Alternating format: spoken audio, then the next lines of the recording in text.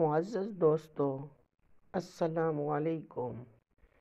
بادل کے اس چھوٹے سے ٹکڑے کو دیکھ کر روز قیامت کی اور اللہ پاک کے عرش کی یاد آتی ہے کہ کیسے بروز حشر کچھ لوگوں پر اللہ کے عرش کا سایہ ہوگا۔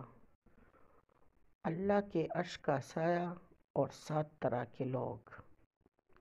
نبی صلی اللہ علیہ وآلہ وسلم نے فرمایا، 7 قسم کے لوگوں کو اللہ اپنے سائے میں رکھے گا جس دن سوائے اس کے سائے کے اور کوئی سایہ نہ ہوگا۔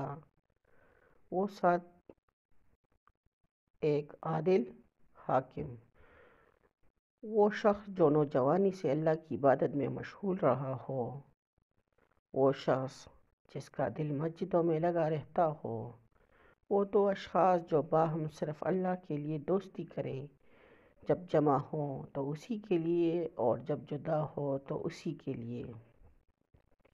وہ شخص جس کا کوئی منصب اور جمال والی عورت زنا کے لیے بلائے اور وہ یہ کہتے کہ میں اللہ سے ڈرتا ہوں اس لیے نہیں آتا۔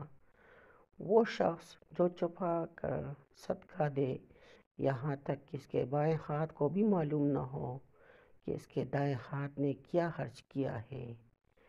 وہ شخص جو خلوت میں اللہ کو یاد کرے اور اس کی آنکھیں آنسوؤں سے تر ہو جائے۔